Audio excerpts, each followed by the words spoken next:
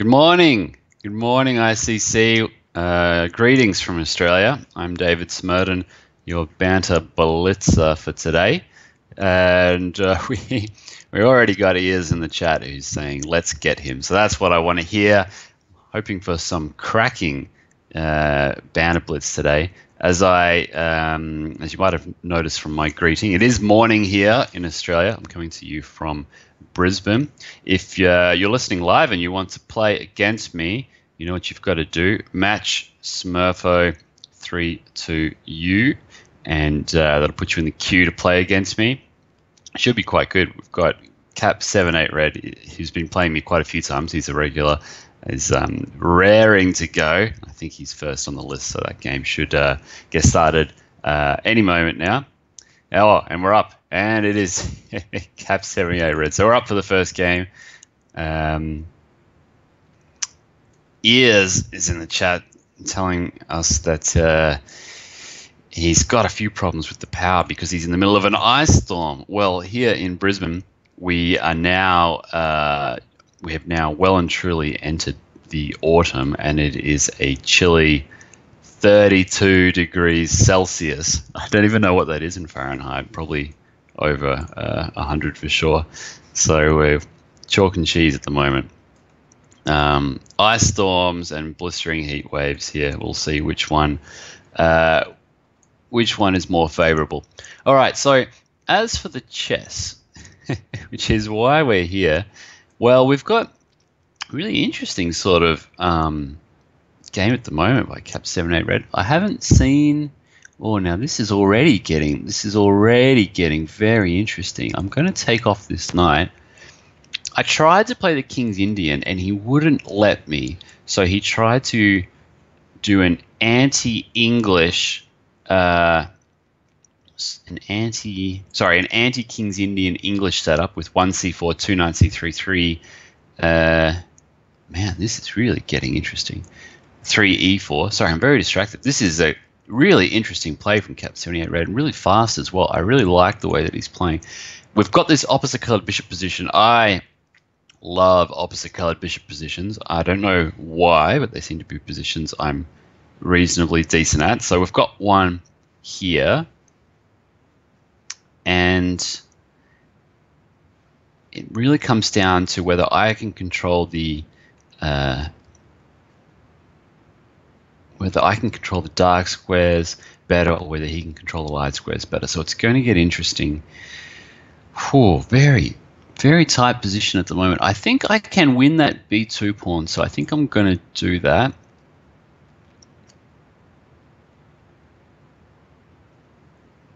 You can see here I'm going to switch the queen back, hitting the bishop a second time, and that's going to give me the chance to snaffle that pawn on b2. But still, it's not an easy position by any means.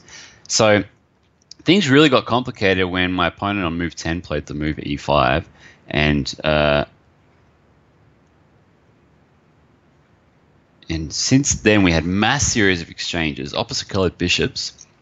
You can see my opponent's bishop is sort of a dominating piece there on the diagonal, but my bishop, even though it's just sitting on g7, is raring to go. You can see I've been clearing that long dark square diagonal now for a period of time.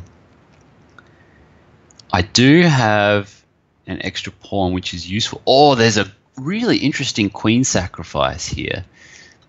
It's not the best move by any means, but it's, you know me, I can't resist the old queen sacrifice. So I will do the queen sacrifice. I don't think that was the best move, but it's certainly going to make things interesting.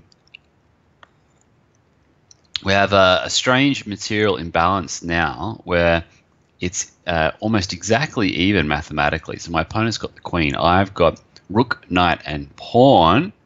So we'll see what I can do about this. Now, my major problem is that if I lose the g5 pawn, things are going to get very difficult for me. So I cannot afford to lose that pawn.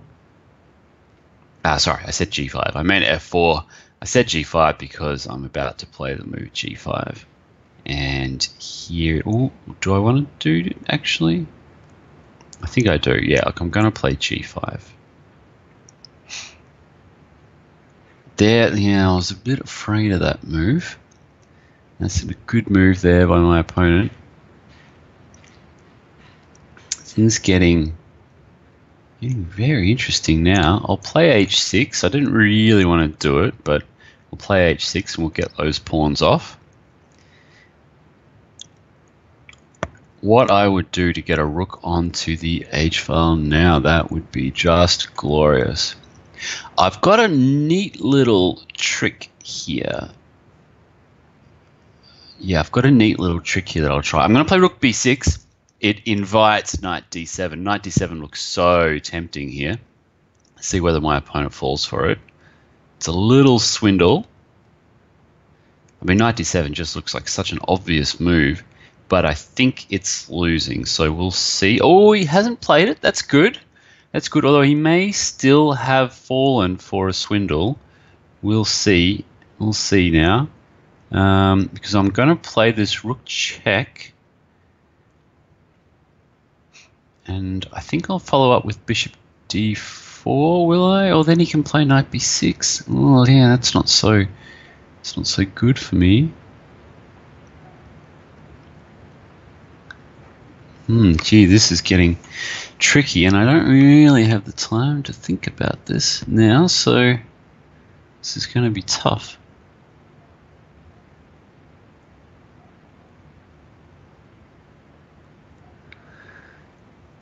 Whoa, this is tricky. This is tricky.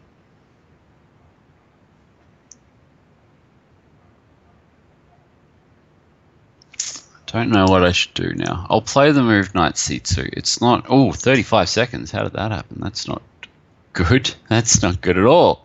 Okay, he's probably going to have to play rook d4 here. This is getting really tight now. Probably shouldn't have done this queen sack at all in hindsight. But it certainly made the game much more interesting. I'm not so sure. I think my opponent probably played the wrong move there. Rook e4 was probably the way to go. I think now fortune has favored me because I should be cleaning up. Going to play knight e3, then bishop takes c5. I just can't resist the queen sacrifice. It's almost like an addiction. Here you go. So the knight comes into e3. And actually, I might almost have checkmate here because I'm not even going to take that knight. He's got to go back to e1 now. And now the threat is bishop b4 check, and I can't actually see a way to stop that. Nah, there's bishop b4 now. So cab 7-8's been caught out here. Unfortunately for him, what a nice game that was. That was interesting. I love the opposite card bishops. I love the queen sack. How good is that? Getting to start things off with a queen sacrifice. Oh, well. Thanks for the game, Cap. I recommend jumping in the queue again. See whether you can get a second round later on. That was good.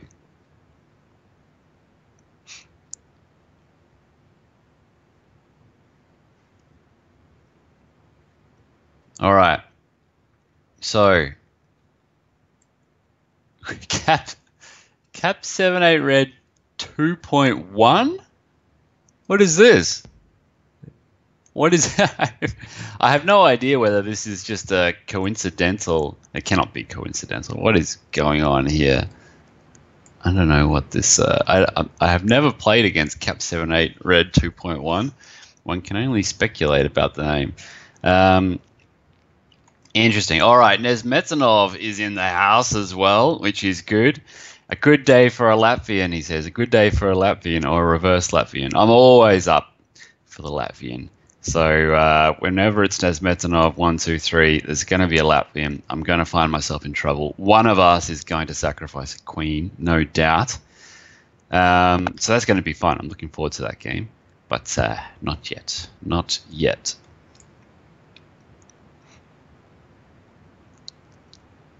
First, I've got to play against cap 7-8 red 2.1. Absolutely baffling to me. All right, let's mix things up a bit with a sacrifice here. I'm going to sacrifice my pawn on e4, which looks really strange because I'm also going to give up my right to castle. So everything looks to be a bit silly, but it's going to make things interesting. I hope it's not going to backfire too badly on me.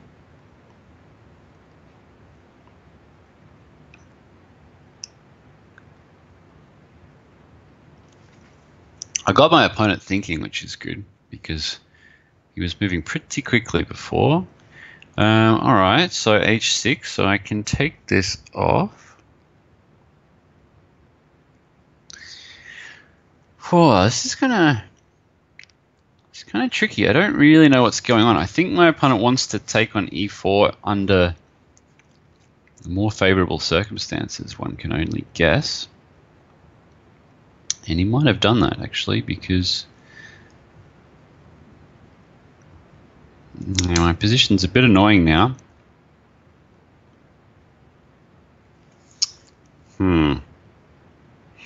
I'm a bit unhappy with things as they stand.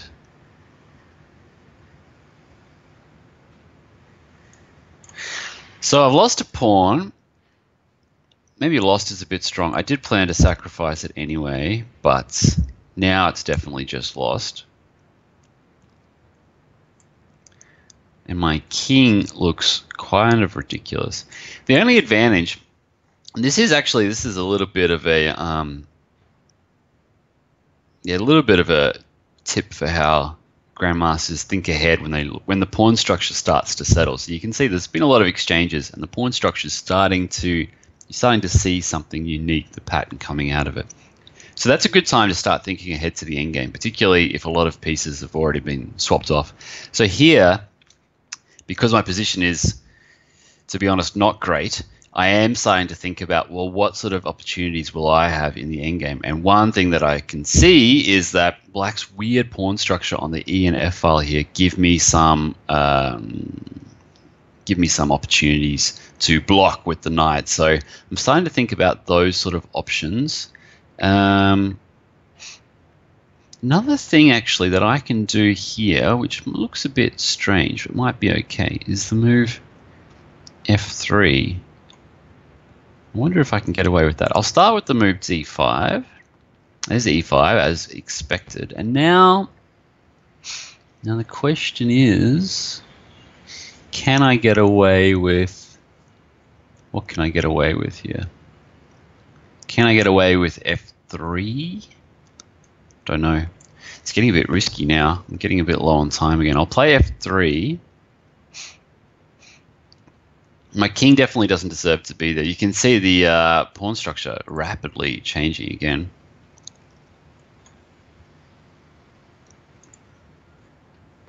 Castle kingside. Wow. What a move. Did not expect that. Could be quite good, actually. We'll see. I'll put the knight on h5. Gee, this looks really risky, though, by my opponent. Unbelievable. It's so risky. He must have balls of steel. So far, I have to say my opponent's playing well, but at some point that lack of development on the queen side could come back to hurt. So now e5 is under attack, e4 is under attack, c7 is under attack. I'm still a pawn down. Actually, my opponent has all 8 pawns, and we have the weirdest pawn structure you will ever see. Now, if I take on e4, surely his plan is to play f4. Which is okay, but I would prefer to take on e5, I think. I'll do that one. Time's starting to really become a factor now for both of us. Yeah, I thought he might do that. Take that guy off. Right. Jeez, what's going to happen here? One of us is going to lose on time. That's what's going to happen. I'm going to take on f5 with the queen. I think that's a bit of a cowardly option by me, but I'm running so short on time. I thought I might try that out. Now I've won my pawn back, but position still looks a bit dubious to me. Yeah, queen d2, not bad, but rook e2. He's found another square for it, but gee, his queen is getting in a little bit of trouble here. I wouldn't have done that if I was him. I'm going to play rook e4. He'll give another check, and then I'll switch my king over all the way to h3, which looks a bit crazy, but I'm threatening rook g4 check now, with mate soon to follow, and I'm not sure if he's going to be able to stop it or not. We'll find out. Oh, what's the time situation? Time situation is tough. I better give a quick check while I try to work out what to do here. He's probably going to put the queen on g5 now, is my guess. Just needed to get a few little seconds on the clock there. There's queen g5, and I'm playing rook to f1, hoping for a trade. I don't know about that move, rook to queen to g6. Now the trade is going to be a bit deadly, I feel. Now there's mate threatened. Can't be stopped. Rook takes h6, next move. Woohoo! Second cap point.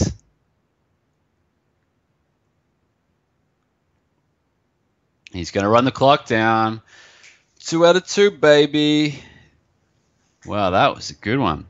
Jeez. Good game. Smerdon, why aren't you in the queue? You keep telling me we're going to play Latvians. Get in the queue. All right, Max Happy is up. So I've played 2 cap 7-8 reds. I'm still not sure what's going on with those names, but they were good games, close games. Had a couple of sacrifices. 1 queen sacrifice, another weird pawn sacrifice. Okay, so now let's move into something a bit more routine. We've moved into a Maroczy bind. Now, I don't really know the Maroczy bind, but I can tell you one thing for sure. You do not play f5 in this position. You do not. But my opponent was playing really quickly. And sometimes, particularly when I play someone weaker in Blitz who's moving instantaneously in the opening, some sort of theory hound, I just play a random move, essentially. A random move just to change the nature of the position. So that's what I've done here. It's not a good move. I don't want people to repeat it because it's really, like I said, it's really not so good. But I'm just doing it for this psychological effect. Now that I've explained my reasoning, let's get into the best that I can make of this. So the pawn structure that I've created here is not the best. My E pawn is likely to end up being quite weak in the future. But the future is the future, so we'll see what I can do in the present. All right, he's played a good move there because I really don't want to play the move e6, but I can't see any clear way around it. So e6 it is, I guess. Didn't want to play that move. And now what? This is already looking a little bit shaky as far as I'm concerned. I'll play knight e5. I really want to get his bishop off.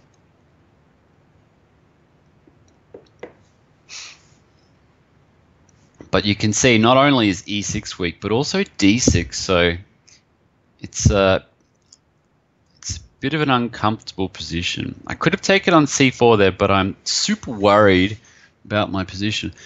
It's actually, I could start thinking about sacrifices. Well, I'm always thinking about sacrifices, but I'll just hold off for now. Oh, missed an opportunity there. I really should have taken on c4 while I had the chance. Now things are going to get a bit tricky, I feel.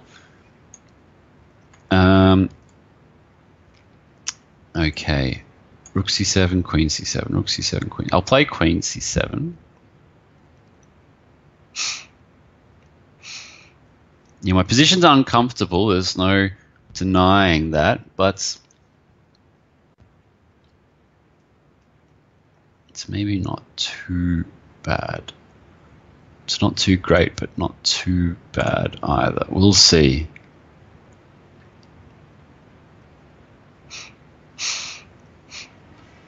That knight on e3 is a really annoying piece. I can't find a good way to deal with it. That last move by my opponent was really good. This is that's gonna make my life super tricky now.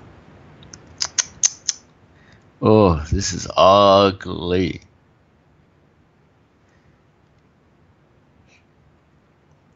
I'm going to play a move I really don't want to play, Queen c5, because I'm down on time, and now I'm going to have to play another move I really don't want to play.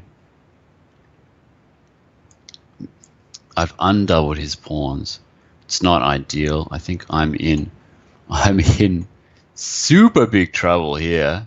This is terrible.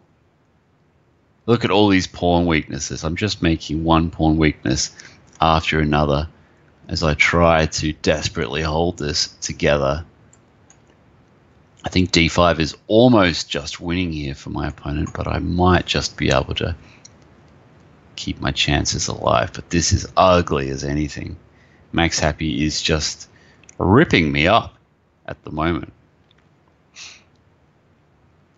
As Ears points out, and my dark squares are super ugly, but I am holding on. You know, I am desperately trying to hold on here.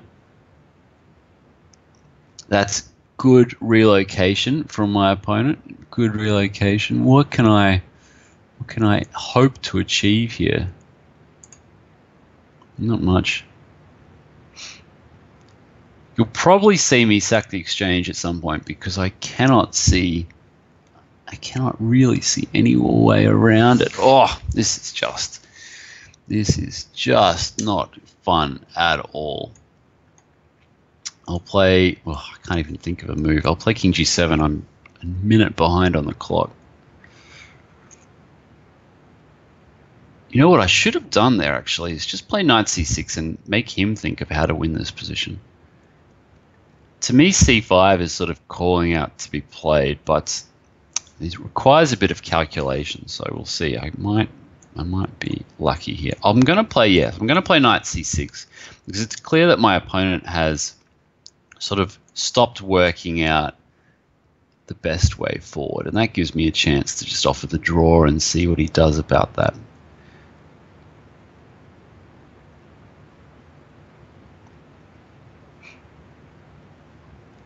Yeah, he's not going to take it, so that's good.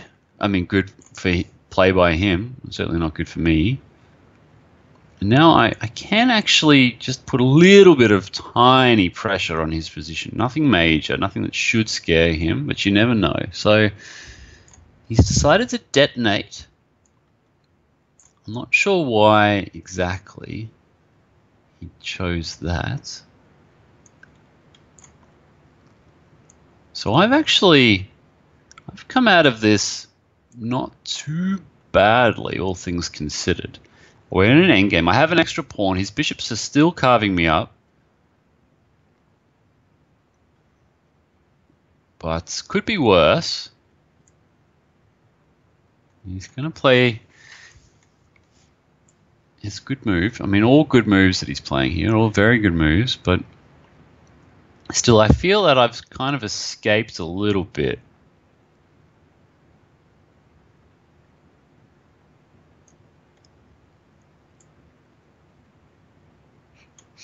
Oh, whoops.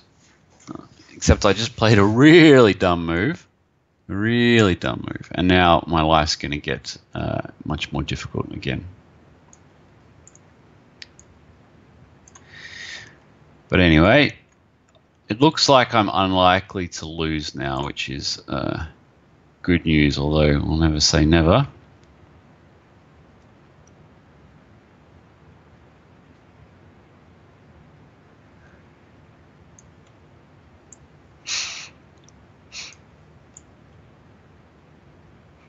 Whoops, I could have... could I? No, I probably did the right thing there. Okay, so here we are. Right, and can I take that pawn, actually? Maybe I can actually just take him off. Because there is a small chance here that my opponent can't actually get his knight back, which would be Most unfortunate if that proved to be true. Is that really? Is it the case? Can't be the case. Surely that's not right. We'll soon find out. It's a tiny bit awkward for him at the moment. It's nothing too bad, but it's just a little bit awkward. So we'll see. Again, I can't see a way necessarily. Oh, I don't know actually. I think I played the wrong move there. Right, play that. I will get one pawn out of this. It shouldn't quite be enough. We'll see. I'm just trying to keep his knight trapped just a little bit longer. You can see I have to be very careful in this position. But so far, so good. You can see again, I'm just trying to keep everything blocked out. It's hard to believe that I can win this. You never know. We'll push that forward. Gee, it's getting a little bit tight here for my opponent, I have to say. He should be very careful here. I might actually have found something unbelievable.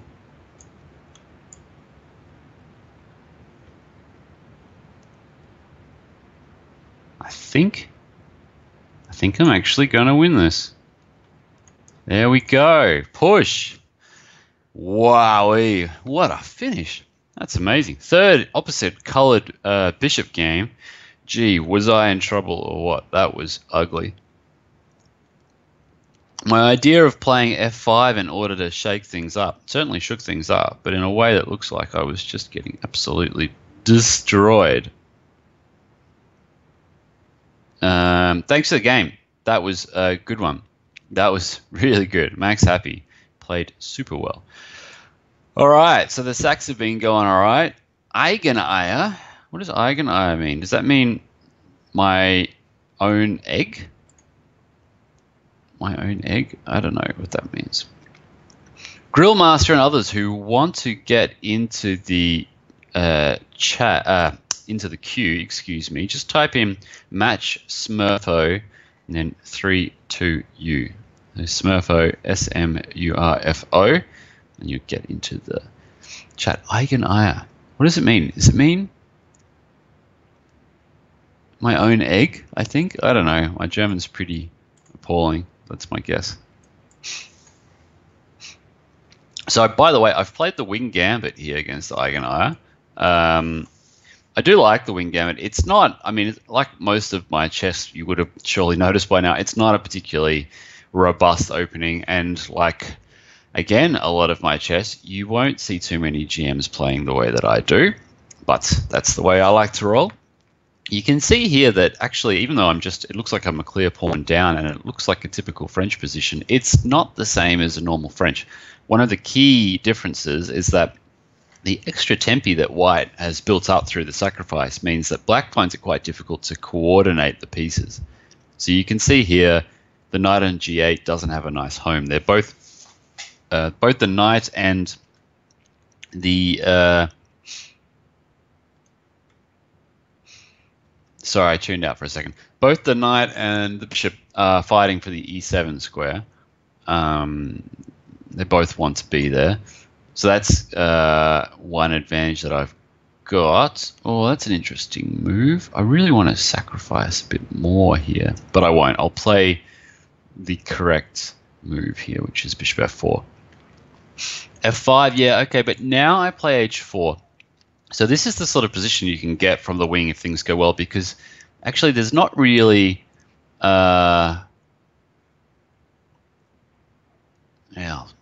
again, my opponent is just making me pause in mid-sentence with his good play, because I was going to say there's not really a way for the knight to get out, and then of course he immediately found a way for the knight to get out on h6. But now that pawn structure is a little bit weak, I'm not sure I would do that, because now surely I can just take those pawns away. I mean, the obvious move is just g3 and say, yeah, okay, whatever, let's forget about it. But I think I'll actually just take the pawn, let him take on g2, and I'll take the other one. And then what you'll see is that my opponent's got an a pawn, I've got an h pawn, but my h pawn certainly looks more dangerous. I just wanted to make sure there was no nasty sort of check my opponent can do here. But I think everything's under control. So now things get a little bit tricky for Eigendaya. I would play bishop d7 and try to castle queenside as fast as possible, but in an ideal world. But it's not going to work out.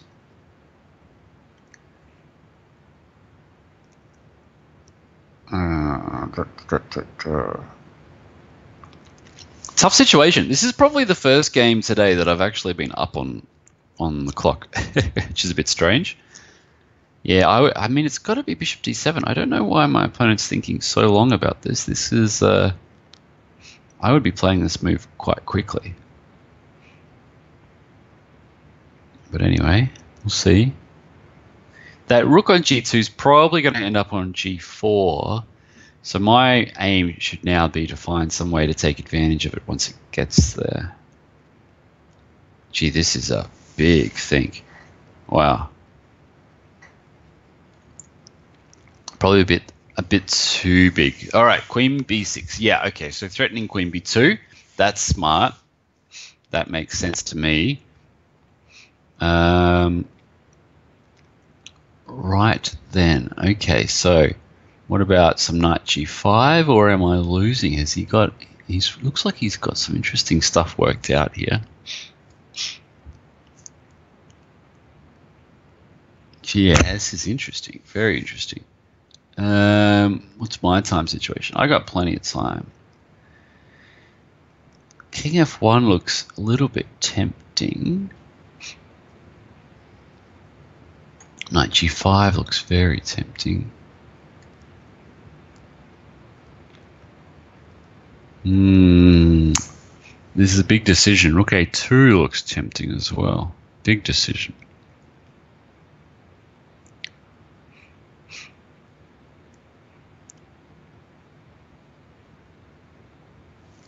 Don't know what the best move is. I'm going to play knight g5. It looks very risky, but I want to put the pressure on my opponent, so we'll see what happens here.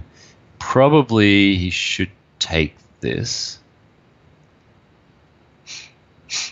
No, not that one though. I think that was... no, it's not a mistake. I thought it was a mistake, but maybe it's a really, really strong move. Jesus. Oh man. I might have messed this up bad. I think I'm in deep trouble now. Looks like I am in deep trouble. Totally missed that.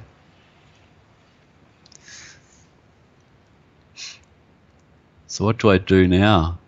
I think am I just lost? 28 seconds. My goodness me. All right, time to come up with some magic. I think I'm lost now, but we'll hope for the best. Eigendaya with no time left. That's what I missed, that the king can go to c7. That was a big mistake on my part. Oh, why not? Queen takes h1. Queen takes h1 was winning there for my opponent. He hasn't played it, and that's going to hurt. He's going to run out of time, I think. I think he's going to run out of time here.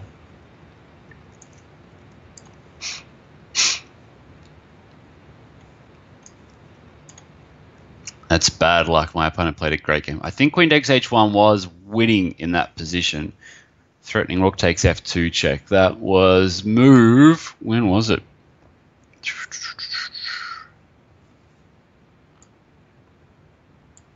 Well, I lost it now. Maybe move 23 or somewhere around there.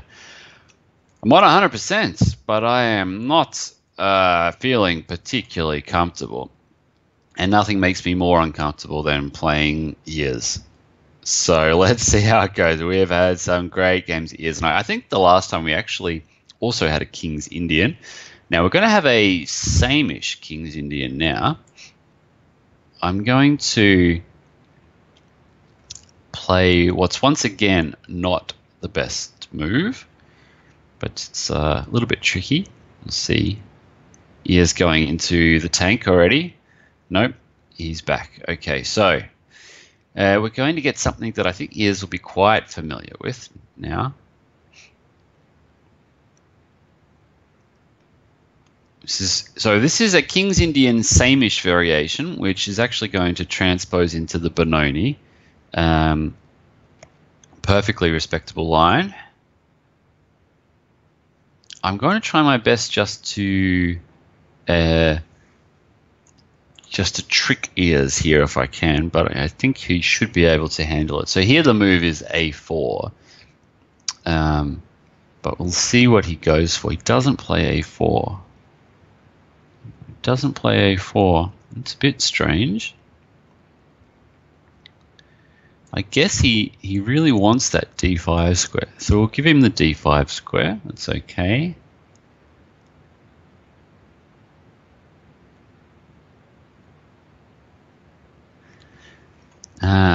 Now something, I have to say, it feels like something's gone wrong for Ears, because typically, so now we've transposed to the Benoni structure, where black c-pawn has been exchanged for white c-pawn. But when this happens, white really wants to prevent b5 by having played a4 himself. So here something has gone a little bit wrong. Not too bad, just a little bit wrong, because I've got b5 in for free. It's not the end of the world. You should just carry on here with bishop e2 and just forget about it. But it's not the best. Now, ideally, I want to also get in the f5 break, but that's going to somehow involve me finding a nice place for that knight on f6. So I don't know how I'm going to make that work yet, which means I'll just ignore the problem and hope it solves itself. So I'm going to throw this knight. Where am I going to put him?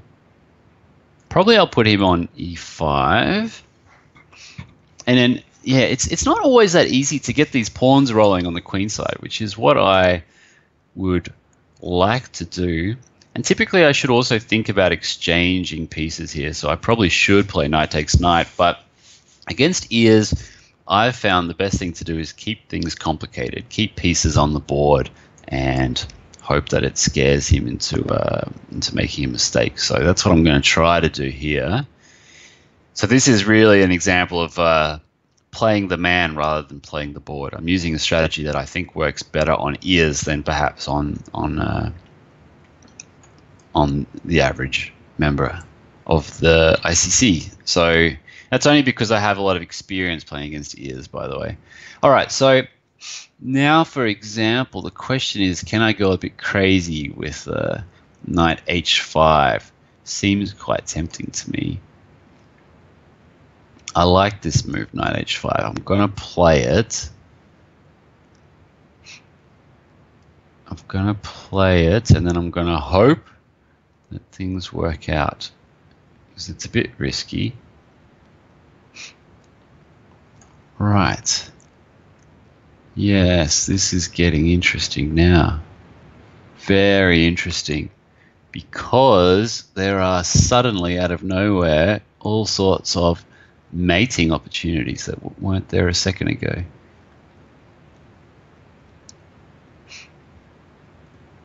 All right, so let's start with bishop d4 check. And now queen h4. Threatening knight g3, check and mate. Sort of came out of nowhere, right? This often happens in the Benoni. This is the way that Mikhail Tal, the Latvian world champion, used to play this at a Benoni position. He used to create these chances on both sides of the board really out of nowhere. So my opponent here has found the only move that doesn't get checkmated straight away. But well, first, yeah, it looks like this is going to end in This is going to end in pain for my opponent, I feel. I've just got to find the best way to clean up. And I think... Yeah, okay, so we'll put the knight on g3 first of all. He's going to play king e2, and now knight takes e2 wins a piece, and is what I would normally play, but let's have a bit of fun. I'll take on f1 and then throw in a sacrifice. So knight takes e2 was probably winning a piece there, but this looks a little bit more interesting. So let's play the interesting option just to see what happens.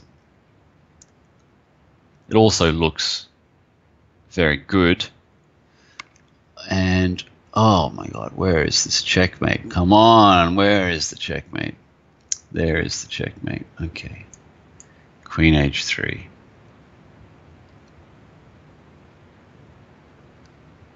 And eventually the pieces crash through.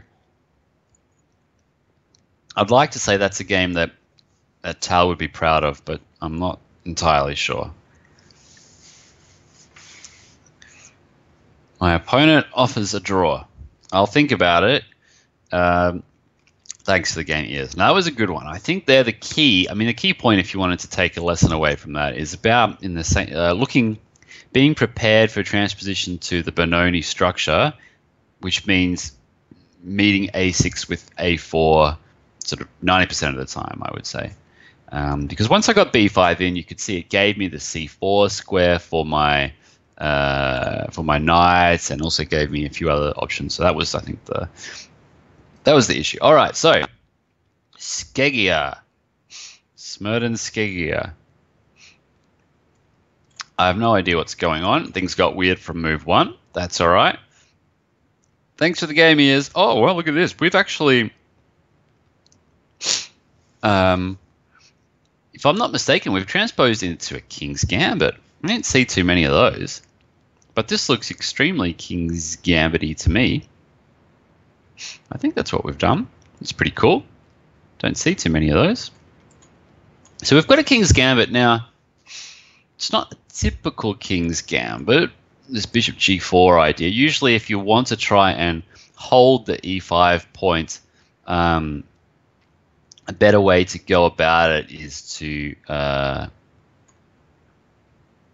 getting distracted again. Hang on. Is to put your bishop on c5. So that hasn't happened here, but still looks a bit like a King's Gambit.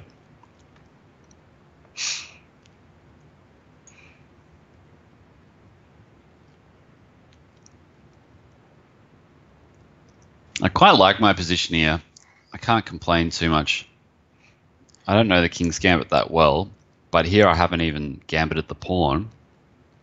Now, obviously, I have a little bit of an issue with this pin on f3. It's super annoying. I'm just going to stop that stuff there. There's a lesson, ears. Meet a6 with a4 every time. That's obviously a lie, but in this position, I think it makes a bit of sense. I want to keep this bishop. I like this bishop a lot. Now, my opponent has to be a little bit careful because he's taken some support away from e5. So he's dropped back again. Fair enough. Fair enough. Now, how to play this position? It's not clear to me what the best thing to do is. Like I said, it's not sort of opening that I'm particularly familiar with. I don't even know here what I should take back with. I guess the queen. Yeah,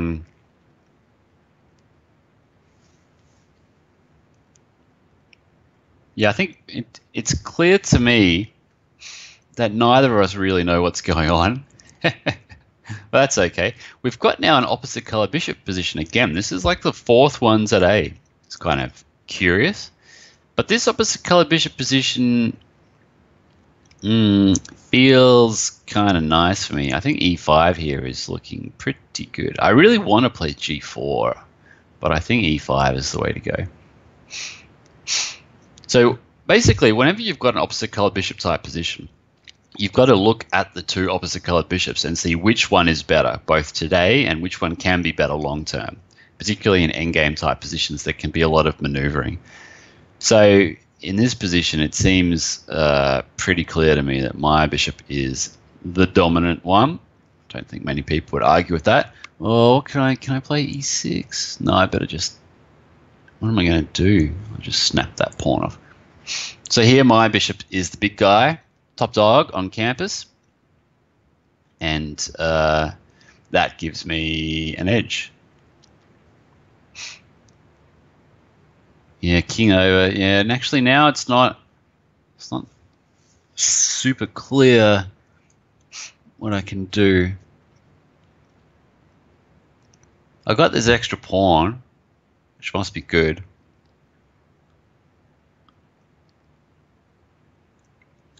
Yeah, I have to. I wanted a big attack. You know, when you play the king's gambit, you kind of romantically one assumes that you're going to be able to be material down and you know, play for an attack. But here that hasn't happened. My opponent has done, by the way, exactly the right thing. Probably should have played this way a little while ago here. So just I keep getting distracted. What was I saying? Yeah, my opponent's done the right thing by getting his bishop active. Finally getting his bishop active. And that's a bit annoying for me. It makes my life a bit more challenging. Gee, my last move was really dumb. I have no idea why I did that, but that was stupid. Ugh. That's going to make things more difficult than they needed to be. Ugh. Makes me grumpy. Yeah, it was really stupid. Stupid, stupid, stupid. Don't know why I did that.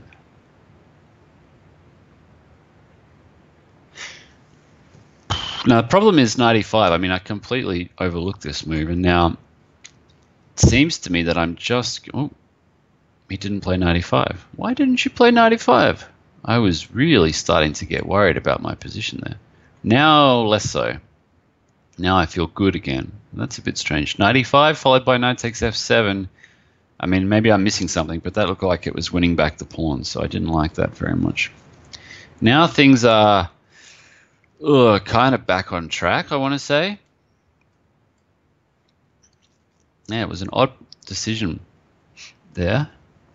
So now I've got the I've got that massive pawn sitting there on e6, and my opponent's life is starting to become a little bit tricky. I'm not sure I'm going to be able to sack my queen here, unfortunately, but things are starting to look starting to look a bit more comfortable than they were a moment ago. I'll play g4. It's a bit risky, but it's kind of fun. Probably I'm going to get hit now by something like bishop e3 check. There it is. That's a good move. I really, really, really want to sacrifice. Yeah, let's do it. Come on. This game's going pretty well. I'm going to play something a little bit risky here, do a sacrifice. Although this could easily backfire on me very quickly. Actually, 98, and I'm already in a bit of trouble. That was way too ambitious, I think. Oh, where's he put that knight? He's put the knight over there. Well, that's an odd choice, I think. Maybe not. Maybe I've... Oh, am I running out of time now? Yeah, I'm running out of time. 16 seconds. What the hell? Oh, I dropped my pawn. Oh, no, no, no, no, no. Damn it. Just dropped my pawn. Oh, I wanted that guy. That sucks. No, that's gonna... Yeah, it serves me right. I was playing super casual, you know. Oh, my opponent lost on time. Well, is there no justice in the world?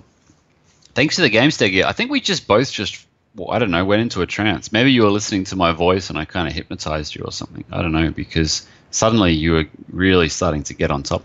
I think I still had a fair bit of counterplay, but not enough for an advantage, that's for sure. And probably I'm just a bit worse. Wow. Crazy times. Crazy times. All right, so Ah, Ordnala, we played before as well. What's a move I haven't played in a while? Let's play. Have I played you, Ordnala? I kind of think so. Not quite sure. Should have remembered you coming from Australia. Lord Nala. Oh, it's Lord Nala, not Yord Nala. Although you've disappeared, I'll give you some more time if you can jump on.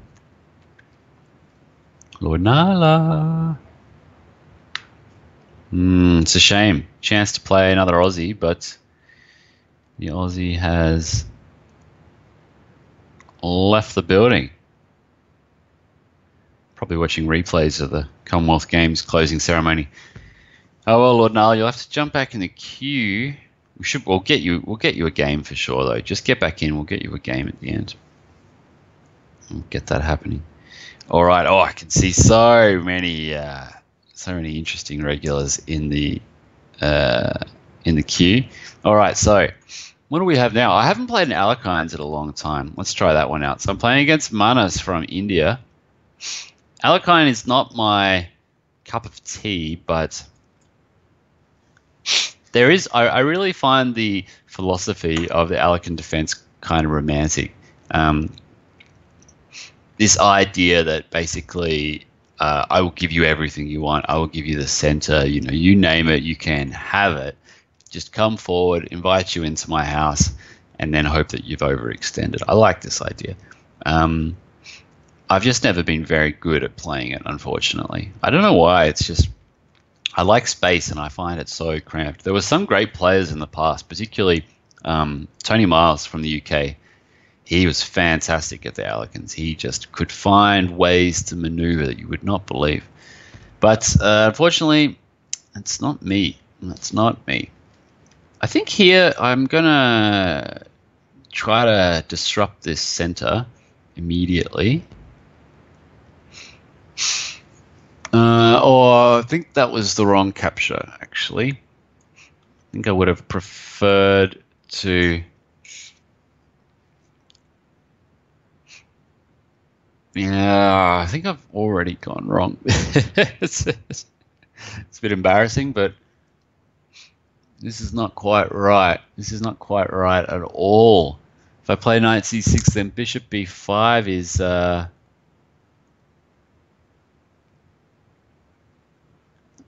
I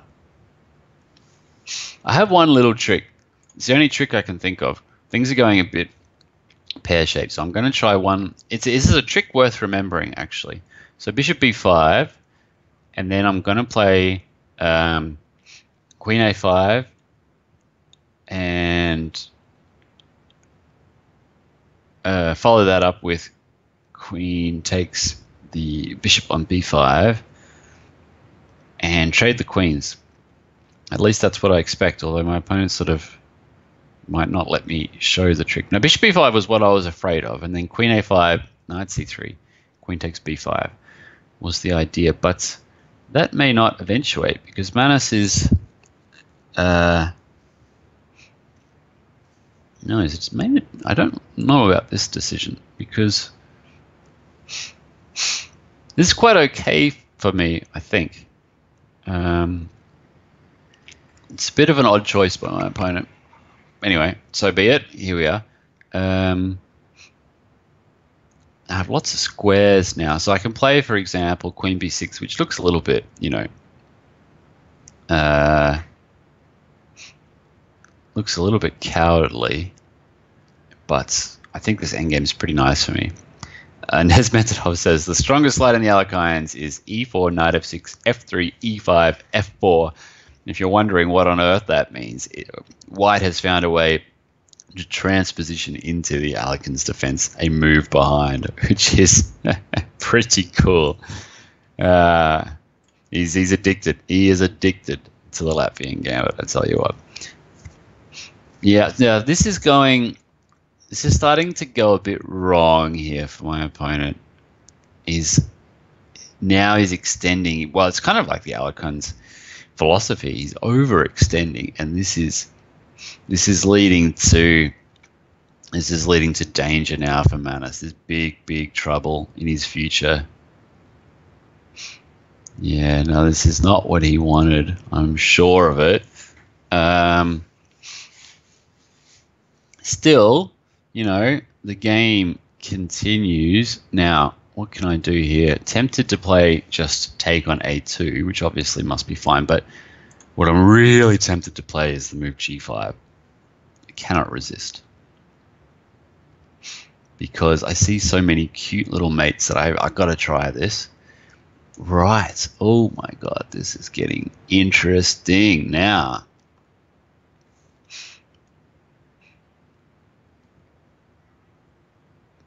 It's kind of ruining my mate ideas, unfortunately.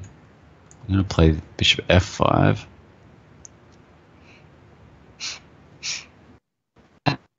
Can't be right. Now I can play the big castle queenside, I think, and that should be winning. Yep, I think that's winning.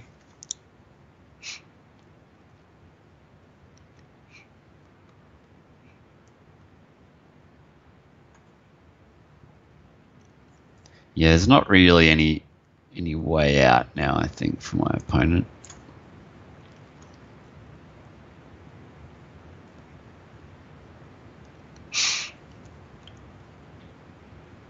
And he's going to drop the exchange. Exchange is not the end of the world, but overall things are not looking good, and now it's going to turn into a whole rook. So that's probably, now we're heading into Resignsville, I think. Yeah, no, this has sort of all gone pear-shaped now for Manus. I'm trying to think of some way to spice things up, but I think, no, this is becoming a little bit too routine for my liking. Oh, that's a good move. Oh no, actually, I take it back. That's not a good move. I thought it was for a second, but it's not. It's not. No, that's probably. He's trying to hold on, desperately trying to hold things together, but I think he's running a little bit short on.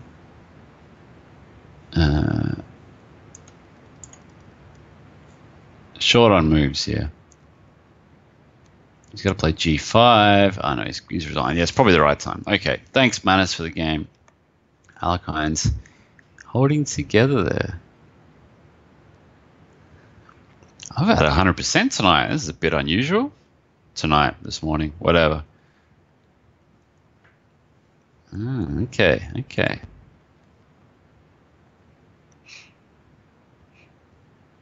All right, so 11. Oh, 11. We've had some games. We really had some games, 11 and 0. Okay. A modern defense. So this is going to be one of the first games, I think, today where I'm playing classical chess and my opponent is playing the slightly offbeat, dubious thing. Typically speaking, when you get an early h4, it should be met by h5. At least that's the conventional wisdom. I think one of the reasons for that is just because of this f4 idea now. If there was an f4, then things would be nice, but with it, Black's kingside kind of gets a little bit opened up. So unfortunately for 11, that's an early problem now he's got to deal with.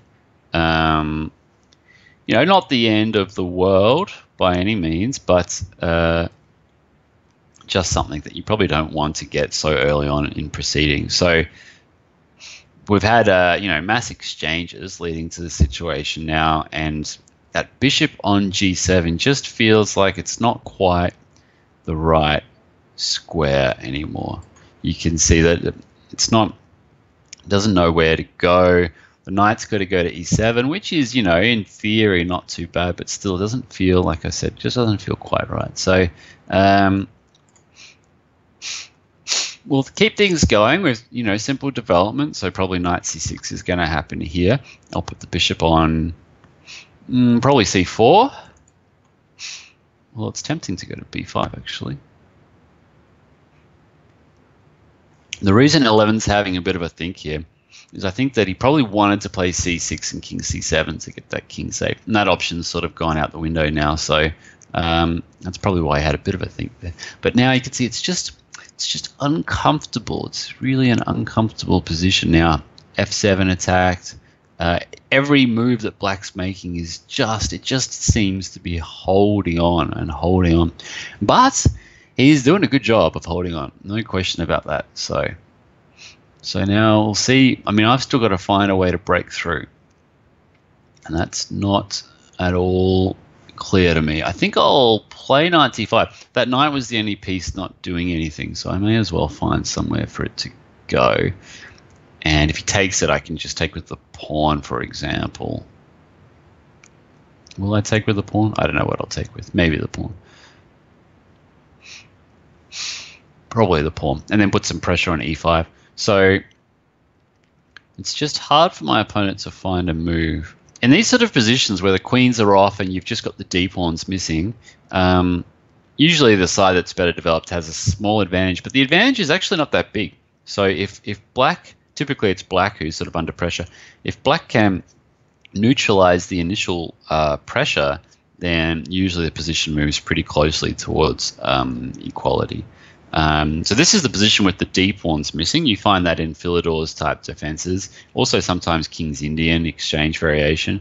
And the mirror image where just the e-pawns are missing, you find those in the exchange French, but most typically in either the anti-Berlin, very popular at the moment, the anti-Berlin, or the Petrov, which Caruana's been playing a lot. So in Caruana's games, you often also find the situation where just the e-pawn's missing. Black, again, a little bit behind on development, but you can just neutralize, equalize, and then start to push. And that's how Caruana has been winning all these games, just neutralizing, equalizing, and then starting to push ahead. All right, so my opponent has made a very small mistake, and I think it's going to hurt. Just trying to find the best, most convincing way to take advantage of it. The problem is if knight takes e7, he probably wanted to take with the rook, but then bishop h4 is winning. So he'll have to take with the king, but it turns out that's actually not such a bad move. So I want to find the most clinical move here. I think it's actually bishop h4 straight away. And now we've got pins galore. I can't see it. This is such a difficult position here for 11. It's such a difficult position. Knight f6 is a big threat. Actually, bishop f6 might also be a big threat. And knight takes e7 in this position is also a threat. It's so difficult to find a move. Actually, I feel a bit sorry for 11 here. He's found a move that is maybe not too bad, but it is going to lose material nonetheless. And I'm even going to make things even more unpleasant for my opponent by playing bishop takes f7. That's a killer. Knight c6 is what my opponent's going to play, and then I'm going to have checkmate in 6 moves, I think, after knight c6. See if my opponent plays it. Knight c6. Knight c6. Oh, I wanted knight c6. Now, after knight c6, I'll tell you what I was going to play. I was going to play rook takes d7, followed by rook d1 check. I'll let you, sorry for my nose, I'll let you work out the details for yourself, but that looked pretty cruisy. But yeah, 11, that was tough. Although he's laughing about it to me, so hopefully it wasn't too painful. Yeah, well, geez. That's great run for me, I tell you what. And that was like a classical chess game as well. You don't often see that coming from me. So Lord Nile is back now. And what should we have? I haven't played e4, e5 in a very long time. Actually, I'm kind of tempted just to play the Petrov because that's been Caruana's choice, so I'll play that. I have to say it's not a line that I know very well at all, but that's okay. How bad can it be? So I've already kind of started to just make things up here. So we'll see whether that works out for me or not. But I don't really know what's going on here, I have to say. Oops. Oh my god. I think I just dropped a piece. What did I do? That was a mistake. I think it was a mistake. Oh well. Game on. That was weird. That was weird. I don't usually make mistakes that bad. But anyway, it didn't happen. Didn't happen. You're going to ask me what didn't happen. I'm not going to tell you. It was kind of super embarrassing. I'm not going to tell you what I missed. Yeah, see, I don't know anything here. I think I've been out of theory from move 6, so it's a bit of a tricky position. I just know that Caruana has been kicking butt with it. So I thought I'd try it out, but I don't... It's definitely not my cup of tea. So, yeah, I don't know what to do. I don't know what to do. This is... It's a bit unpleasant for me. I'll play rook c8. I don't know what's going on here. Somehow he wins all these positions. Do you think it's got to do with him being Caruana, maybe? I don't know.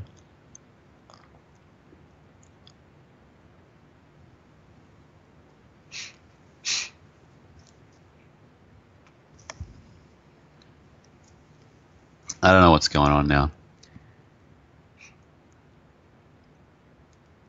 I think my opponent also doesn't know what's going on. Neither of us know what's going on. This position is just weird.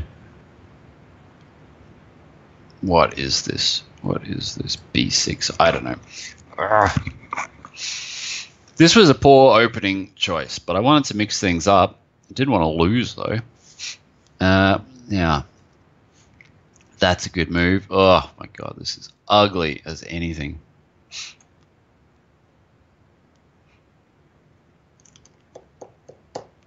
And I'm going to get into a stupid rook endgame.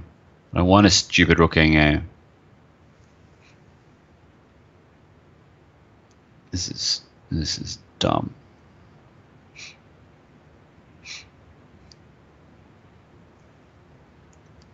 Well, right. Let's play knight a5.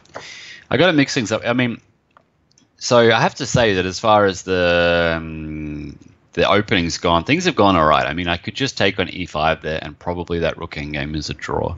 So knight takes e5, rook takes e5, pawn takes c4, queen takes c4, and then something. I don't know what the something is. Maybe c6 or something. It looks like a draw to me, but it's not my way to play. So the problem is to try and spice things up. So Caruana, he's always happy to take a draw. His opponents are not, and then he goes on to win some amazing way.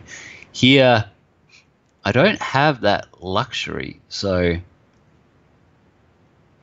I'm trying to find a way to make something out of nothing.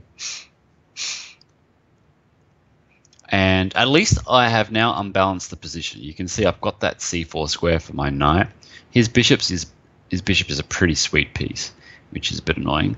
He's dropped it back though. Don't know if that was strictly necessary, but anyway, so be it. I'll throw my knight in now to c4, take that square.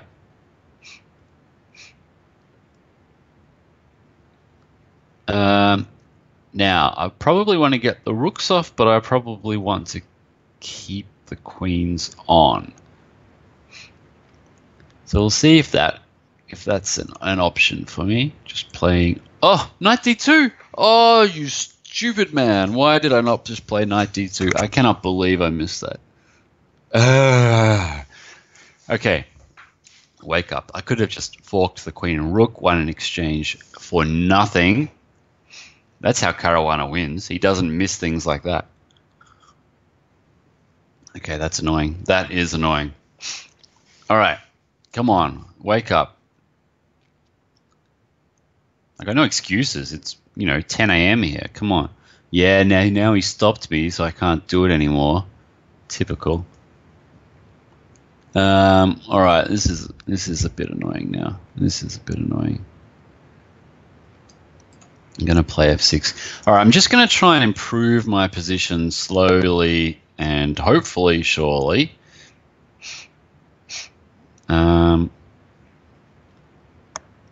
one way I can do that here is to play the move c6. So f6 was to control the e5 square, give my king a little escape. c6 is to control the d5 square, and now could be the time to get those rooks off the board. Is it the time? Is it the time? Is it really the time? I don't know if it's the time or not. I'm going to play rook e6 instead. Desperately hoping for queen f5. I don't think my opponent will fall for that. So there we go. We'll get those pieces off the board.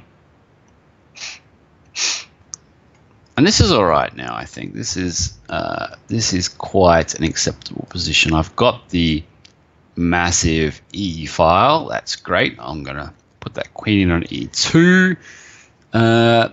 Oh, that's sweet. I will gobble that pawn up. That is a nice pawn to have on c3. That's good. Didn't miss that one. Well done, Dave. So I've got that pawn. That puts a little bit more pressure on my opponent's position. My king is a little bit exposed now. I liked having my queen back to try and hold things together, but things still should be okay. I shouldn't complain too much about this. Let's have a look at that move. Queen f5 looks actually looks, geez, that looks like quite a good move. I'm going to have to go into a bit of damage control just for a second. But everything's sort of still okay, so I shouldn't complain too much. Got a big time advantage here, so everything's sort of all right. Play h5. Probably can start to actually start to move these guys up. And now, what have I got? Can I do anything special? Ooh, I'm running a bit short on time myself here. Should be a bit more careful. Whoops, he's dropped his queen. Oh, that was an error. Wow. Jeez. Lord Gnarly, you made me work for my bread there. That was tough. Can't believe I missed knight d2. That's not a good sign. All right. However, believe it or not, I'm still on 100%. What opening was that? I'm trying to remember. Oh, Petrov, of course. Oh, Nesmetanov. Great. I've been hanging out for this game because we're going to get this Latvian. Oh, I always forget what I'm supposed to do. All right, so we'll do knight takes e5. Knight c6. I have no idea what to do against knight c6. All right, I'll take it, I guess. Nesmetanov always plays the Latvian gambit against me. And, you know, gosh darn it, he always gets good positions as well, somehow. It's quite amazing. I don't know how he does it. He always gets good positions. So I'm a pawn up, but against this man, this doesn't mean anything. I tell you what. I've been a queen down against him before. And he always entreats me, you know, please allow me to play the Latvian, be a man, be a man. And we do it. We do it. Okay, so what now? Bishop c4 or something? I don't know. I don't know what I'm doing.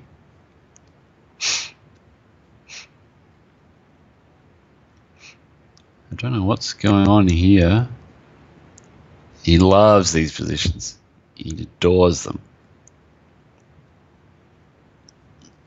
Usually Nesmetanov is you know, at least a minute up on the clock against me because he knows the theory of this opening so well. But somehow today it feels like I've got the upper hand. So if this is the first time you've seen the two of us play, we have sort of this long-running battle in the Latvian gambit, or counter gambit as it's sometimes called. Usually things have gone a bit differently in the opening. So this is unless I'm missing something, this is a good result for me because my opponent seems to be a bit uncomfortable. I don't know why, because as far as I can see, what is that? Oh, that's the reason. That's the reason. I totally missed this move. My goodness me. My goodness me. I completely missed this. Right. everything makes a bit more sense now. Everything makes a bit more sense. Eh. Oh, dear, oh, dear, oh, dear. I need to find safety for my king as soon as possible.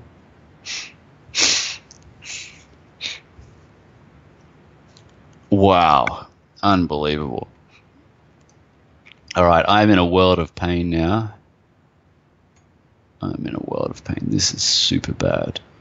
How could I miss that? The whole time I'm talking about how great my position is, and I completely missed that. All right. We're in trouble, but that's okay. I'm not down on material. I can't castle, which does suck quite a bit, but, you know, can't have everything in this world. I'll throw in this check, first of all. In hindsight, that was probably a bit silly. But the reason I did it was because I wanted to just weaken his dark squares just a little bit. Because, in case you hadn't noticed, I hadn't, we have opposite colored bishops. Again, opposite colored bishops. So what does that mean? I need to start thinking about the long-term activity of my bishop on c1. And that's why I played queen h5 check. It's that sort of little annoyance you often see good players, by good I mean better than me players, doing that sort of stuff.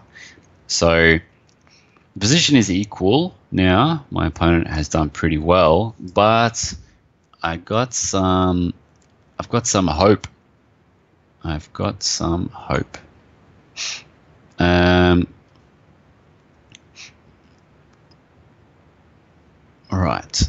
What should I do now? Maybe bishop g5. I played bishop g5 to castle queenside, but I forgot I can't castle queenside. I can't castle anymore.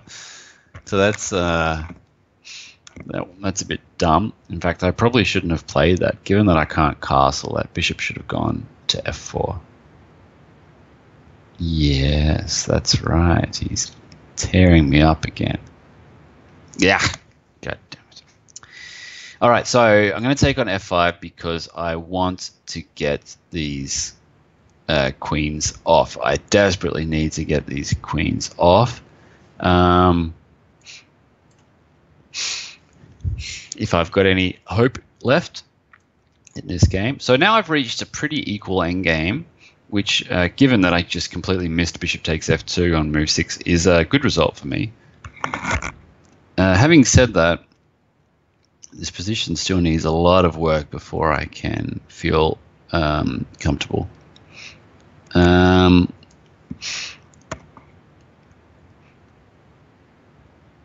that's an odd move by my opponent. I don't understand why he played rook e8. I guess he wanted to play rook takes e2, which he can still do, but it's going to be a little bit of a... It's going to be a slightly uncomfortable endgame for him to play now. I don't know. I don't really understand what he's doing. I guess he wants to take on e2, but he should have done it last move. Ah, he wants to do this instead. I see. Well, I don't really see, though, because I'm going to take that pawn on f7.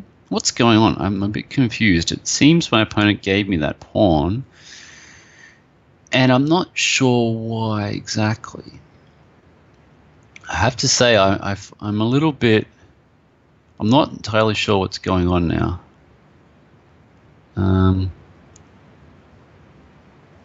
Smerdon usually knows what's going on. I'll play the knight to g3. He's running very short on time here.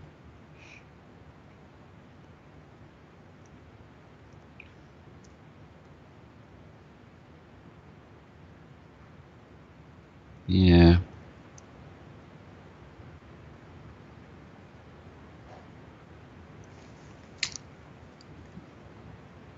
All right.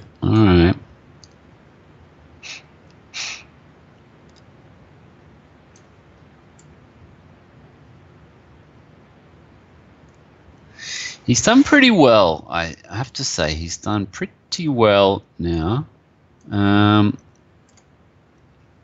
He's got no time. That's the big problem here. Otherwise, he's done very well. But I'm gonna start launching these pawns down the board. So here they go. So how many extra pawns have I got? It's just one, but it's a pretty big guy. He wants to exchange them off, and I can understand why. Oh, geez, I'm running down on time now. That's not good. Now I want that pawn on b7. I want the pawn on b7. He's going to lose on time. That's a really interesting game. I don't know.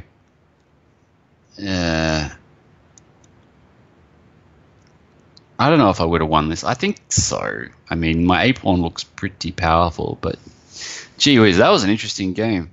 Completely missed bishop takes f2. My goodness me. Nesmetanov once again causing me stress. Whew. All right. Another Canadian. Jeez, I had quite a few Canadians tonight. Okay, so I'm playing against Aliev 1978, and I'm going to try and mix things up with yet another weird opening. So this time we're going to have the... what's it called? What's it called? Nimzovich? I think it's called the Nimzovich defense. I don't know how to play this either. You might think I'm making excuses, but really I just don't know any of these openings. But anyway, we'll see. It's a bit of a strange one, this one.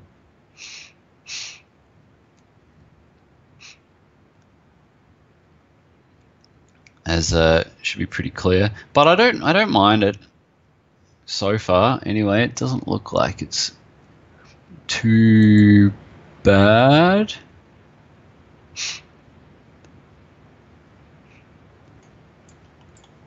I guess. I mean, I don't know, but it seems all right for me. But I could be wrong. Nothing too bad has happened to me so far. I don't really know where my pieces should go. That's the big problem for me here, trying to work that out. I think I better try to castle queenside. I think it's going to take me really a long time to castle kingside, so I'm going to go queenside. Which is always a bit risky in these French type structures.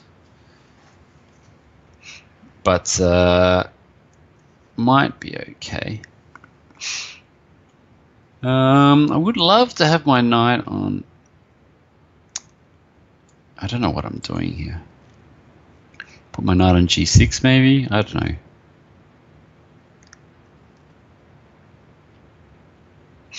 Gee, my opponent is going for it, but that's a bit of a weird move. I don't like that one actually too much.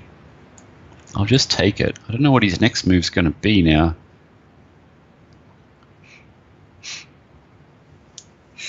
He's got d4 to worry about.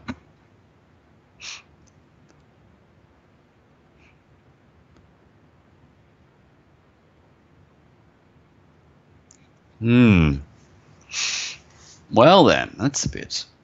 This is all a bit strange. I'm a bit confused. Somehow it seems like I've got a pretty nice endgame, but we don't have obviously color bishops for a change. There's something a bit unusual. But this somehow feels like it should be good for me. I seem to have won a pawn, and I don't really see what the problem is here for me. Maybe there's no problem, because it seems pretty... If I play g6, what's going on here? I'm so confused. He's put the knight... Oh, the queen back there. I still don't know really what's going on here. What if I push all my pawns up? Can I do that? Or is that a bit too... Maybe it's a bit too risky. I don't know. I'm going to play h5. I'm very confused.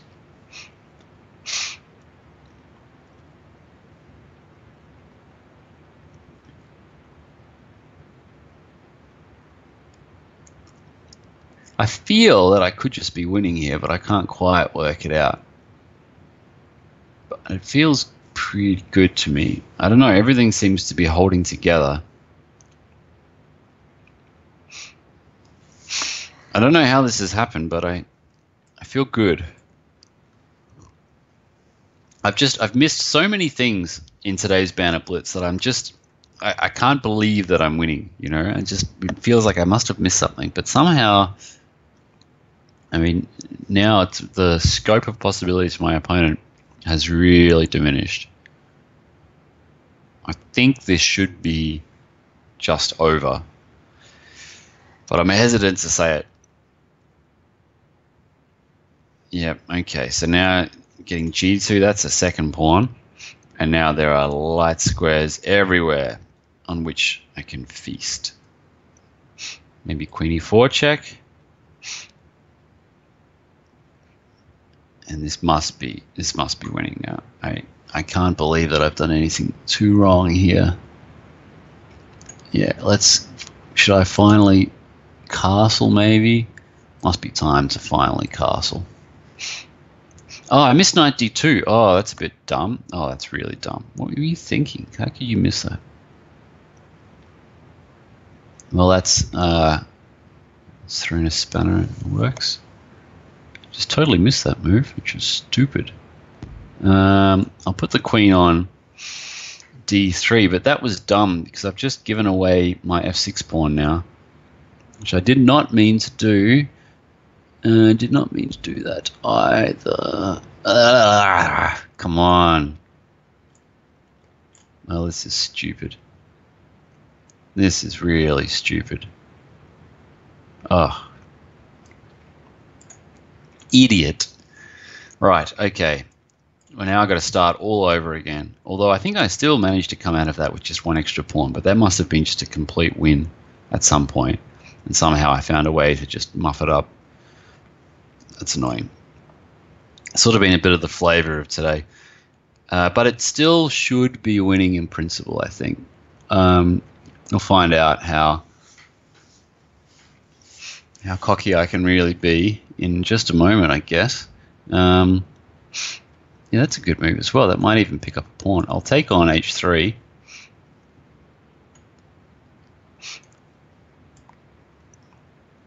My opponent's playing quite well here. He's very resourceful.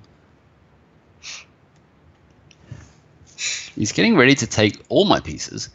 But rook g1 is coming, though. So perhaps my position is not so bad.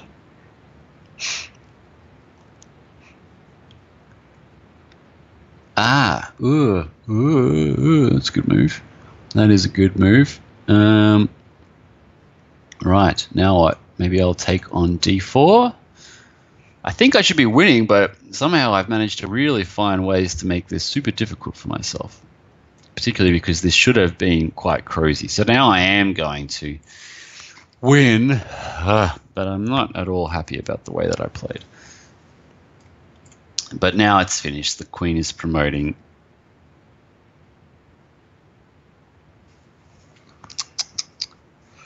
Guys, come on. Why are you beating me? This is a prime opportunity to take me down. I am missing things left, right, and center. I expect one of you to take advantage of this and snap a big upset.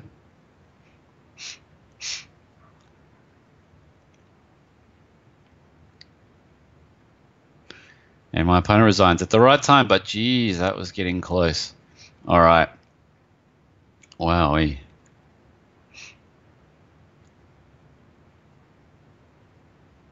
I don't know how I messed that up so badly. I was so winning. So winning.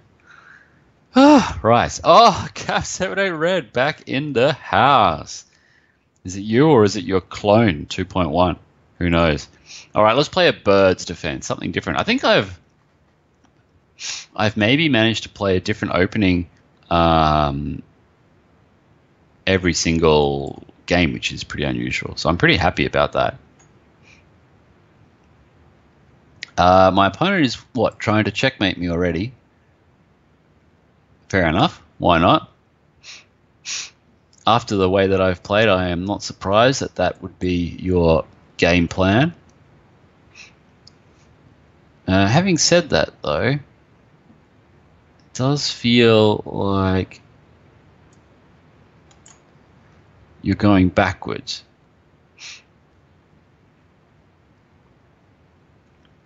Can I play knight a4, or am I losing something?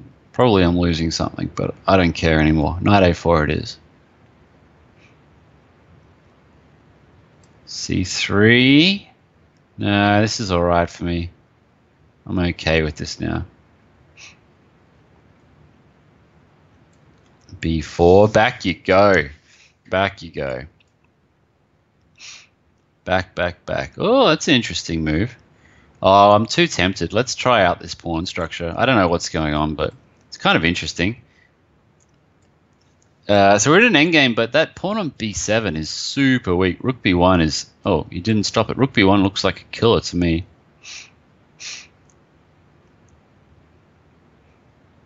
Yeah, b5, but I can take en passant, they tell me. Now, this is starting to look pretty good now, I have to say. I'm going to keep snapping stuff up while I can. Pretty happy with this position. Interesting endgame, but look at my opponent's king side. It wasn't always like that as well. No, this has got to be good. Although, once again, I've made my life a bit tricky because it's not clear now. Like, I don't really want to play knight b4. It's not what I want. It's not what I want. It's not what I want. Yeah. All right, back to e3. What's the material? It's just a pawn, right? Knight a3. Bishop a3. Take it back. I don't know if I would have played that move. Oh, I got a nice little trap here, actually. Love a little trap. Look at this. See if he plays rook takes c3 and allows king d2. Trapping the rook. That would be pretty cool. Cap's better than that, though. I don't think he'll fall for it. Yeah, back he goes. Makes a bit more sense. All right, so I better throw in this check at some point. Don't have to do it immediately. Yeah, now the check is even stronger. Ooh, not there. No, no, Captain, not there. Not there. No, that's not what you want. That's not what you want. And, no, this is good now. I'm not going to lose this one. I am 80% certain.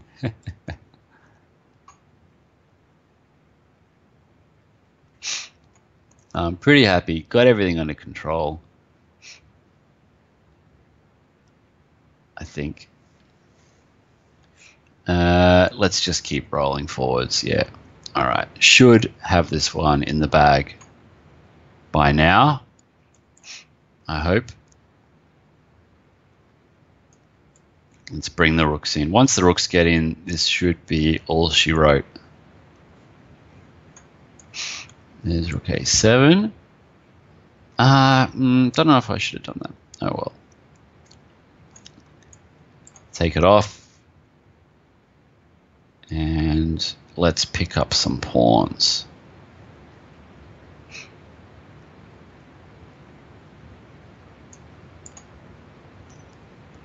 No, I think he's going to resign pretty soon now. That pawn is going all the way home. Wow. All right, that was kind of smooth. Oh, I shouldn't say. I mean, we're still going, but it feels like this was a smooth game for a change, which, by my perspective, is nice to have one of these.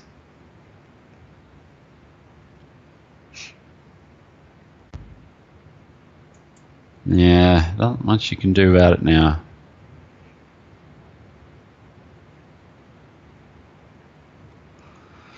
I think he'll call it quits. I hope. It's been a fast one. There we are. Nice. Found a way to help, mate. Cool. Got one.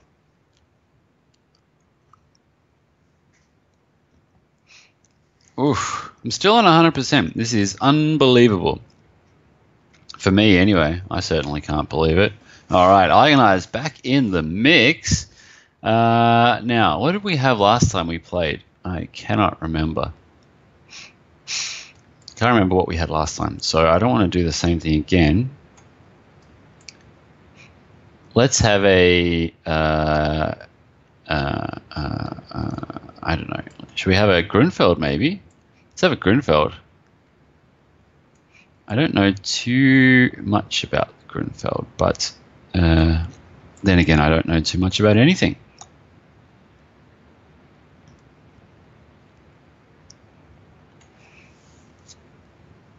Yeah, I never really understand these positions. It looks like e4 should always just be a good move here, but somehow it's a bit. The Grunfeld is like the mature older brother of the Alekhines defense. You know, you still invite white into your house, but you do it in such a way that you don't completely just open the door. Like, you're never really that much worse. At least that's my take on the opening, but I don't know. It's just my impression. At least it's certainly played by far stronger players than the Alekhines has ever been. Who are our Grunfeld guys? Maxime Vachier-Lagrave is probably the most famous Grunfeld aficionado. Svidler as well. And of course it was played by Garry Kasparov on occasion. Magnus, surprisingly, Magnus hasn't tried it out to my knowledge, which is a bit weird, but anyway, there you go. But yeah, I'm pretty happy with how this has turned out. My bishop looks pretty groovy there on e5, and the other one will find a home pretty soon. I can always take on c3 as well and try to play that sort of endgame. I don't know whether I want to do that or not, but I might. Anyway, for the moment, I'll just put the bishop on e6. Queen somewhere nice. Where's a nice square for you? You can go on e7 for the moment. And Eigeneier's got a problem with his Eigenläufer on, is it Laufer? I don't know, on c1. So that bishop doesn't have a great future. And a typical idea here for black is actually just to go a5, a4, try and cause a little bit of mischief. That last move by my opponent is actually probably pretty good. I'm going to take on c3. I didn't really want to, but probably it's the right decision. And offer to trade a couple of rooks. Now, I've got that huge c4 square. If I can swap off the bishop on g2, I think positionally it's winning. I just need to get rid of the bishop on g2 somehow. I'm not sure exactly how to do it yet, but I'll work out a way, I hope. So first I'm going to kick back that queen. Then I'm going to follow up by putting the bishop on b3, just because I wanted to get that queen on a slightly dubious square first. So now he's probably got to swap the rooks off, and then he's going to have an issue on d1. So this is looking looking good at the moment for me.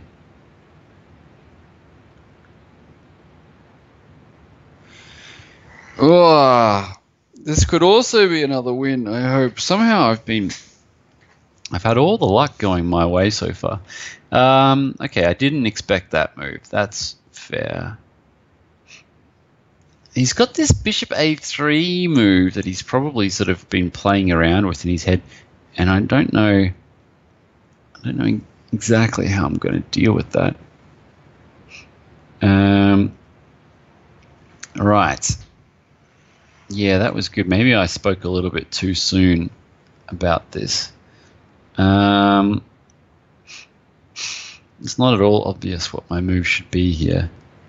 I'll play the obvious move, but I'm not sure the obvious move is the best move. I'll play c5, but bishop a3 is it's a bit annoying to face.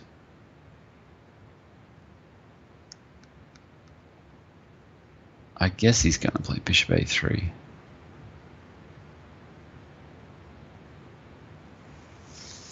No, something else. Rook e4. Rook e4 is unexpected. Okay, I'll put the queen on f6. I'm threatening rook d1. I guess that means that it's got to be bishop a3. That rook looks super dodgy out there. Okay, I'll take on a4. Now what? What's the move? Oh, he goes there. Rook e5. Interesting. Interesting. Possibly quite good. All right, so I'll play rook e8. I'm trying to get to c3. That's what I want. So I want to get rid of that rook. He might try something tricky here, like rook b1. No, he's decided to swap the rooks. But now c3 is super weak. Rook b1. Rook b1. All right, fair enough. And after c4, what's the next move? These Grunfeld positions are really tricky, but I think in principle I should be reasonably happy with this outcome. Queen takes c3 now. I've won a pawn, but most importantly, everything in the position is sort of holding together. He says confidently, we'll see, a5 maybe? Let's see what happens after that.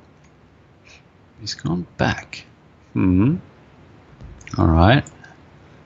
I really don't know what I'm doing with my pieces. I'm just trying to find squares for them, but d1 seems to be sensible. And now c2 is following. I can't really see any hope here for my opponent. I mean, c2 will be killer. Probably has to play rook takes d1. Oh, no, it's taken on c3. Yeah, but now the a pawn is off. He's off. And he's dangerous. He's going all the way. Yeah, he's going all the way. Whoa, Eigeneye, that was good. You fought really hard. Actually, I have to say, in all of our games that we've played, and also with Captain, you guys are real fighters. But somehow, you know, if you keep fighting the way that you've been fighting against me, you're going to get victories against me. No question about that. Just that today, the chips have fallen my way. Is that how you say it? I don't know. Okay, Nesmetsanov is back. Nesmetsanov, you know what he wants. He wants the Latvian. He wants the Latvian. And look at this guy. This guy cannot be stopped. He cannot be stopped. All right, let's try it again. So this worked out pretty well for me. Oh, no, I didn't. Of course, I missed the stupid bishop takes whatever. That was a disaster. Okay, so let's not do that again. That didn't work out very well. Okay, this is it. Last game. Nesmetsanov gets the last game. This is where I went wrong last time with bishop c5. This is where everything went wrong. So I'm going to try and avoid it this time with, I don't know, let's try bishop d6. But this guy's addicted to this opening, and he plays it well. You saw in the last one, even when I said this is the best opening I've had against him, and then suddenly, pow, I got crunched. Okay, so let's see what I can do here. Now, bishop d6 looks like a pretty stupid move, and it may well be a stupid move, but it's got some point that it doesn't lose immediately. So this is kind of fun to finish on, I have to say, to finish by playing Nesmetsanov for the last game, because I think everyone enjoys the show when this guy plays. Everyone likes seeing him play. So this is pretty cool. All right. All right, focus, Dave. He's gone. He only knows how to attack. I think he's got some sort of disease. He can only attack. So I've castled. Now, f5. f5 is kind of interesting here. If I was Nesmetsanov, I would be thinking about f5. And I don't have a counter to it just yet, but I'll think of something. He's gone into the tank, the thinking tank. This is a bit dangerous. Yeah, it is, f5. Wow. Yeah, okay. So the move that I had thought of to counter is e4, because I want to put my bishop on e5, for two reasons. One, it is just in a ridiculous position where it currently is. And two, I want to be able to move my d pawn up. Now, I saw this move bishop f6, and I calculated this variation that goes queen f6, bishop g5, knight e5, queen h4, queen takes f5, and I thought that I was winning. But it's a bit risky, so I'm going to try it. I'm just double checking my calculations now. I think it's okay. It looks like I'm almost losing my queen, but I think it's okay. So bishop g5, knight e5, and if queen f4, for example, then knight takes c4 is okay. So he's got to put his queen somewhere on the h file, and that's going to let me take on f5. At least that's the way my calculations went, so let's hope that I haven't blundered my queen. I think it's okay. So he's going to go, probably he'll put it on h4, that's my guess. And then after I play queen takes f5, he's got a problem. He's got to move that bishop on c4 somewhere. Oh, I didn't expect that. Oh, Nesmetanov, oh, you've let the team down. I think that loses straight away. I think it loses. That's unlucky.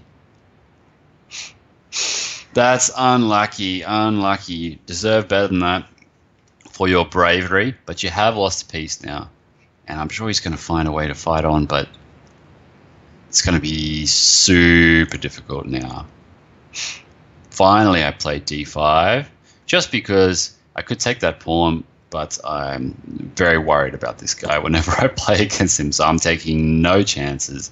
You can see even here, taking no chances. I'll follow up with bishop takes f5, and then I will grind this out. There's no way that I can risk it against this man. He's going to play knight f4, which is, you know, it's a tiny bit annoying. Oh no, he's gone somewhere a little bit different. It's a bit odd. I would have thought the idea would be to go to f4 and then maybe to h5, take on f6, something like that. This is probably not quite... Well, it wouldn't have been my choice anyway. But we'll see what he can make of it. I'm going to start pushing now. I can kind of... I smell blood now. I smell blood in the water. And I'm going to try and make the most of it. I sense an opportunity here. I sense that he's on the ropes. He's a bit down on time, the poor guy, and I'm decided I'm going to push. He's on his last legs now. I can sense it. The big finish is coming up.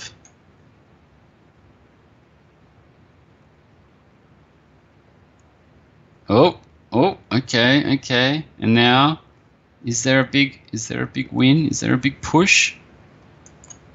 D3 maybe? And now what? Where's the big finish? Is it just knight d2? Is that enough? I think knight d2 is enough. Yeah, he was on his last legs, and now it has finally crumbled. Whoa, what a game. Thanks, Nesmetanov. Unlucky, as always, but brave, as always. And that's it. Game, set, and match. 100% to this guy, which doesn't often happen when I play Banter Blitz, so I'm pretty happy about that. There's some good games and some interesting chess. Definitely, that's what I enjoy the most. The two-way banter and the interesting chess. So thanks a lot. Thanks a lot to the regulars in particular, Ears, Levin, Cap, everyone for joining us today. All the best, Ears, for surviving that ice storm. For those in the US, enjoy the rest of your evening. For those in my time zone, I guess it's time to start the week. Cheers. I've been David Smerdon. I'll see you next week, next month. Bye.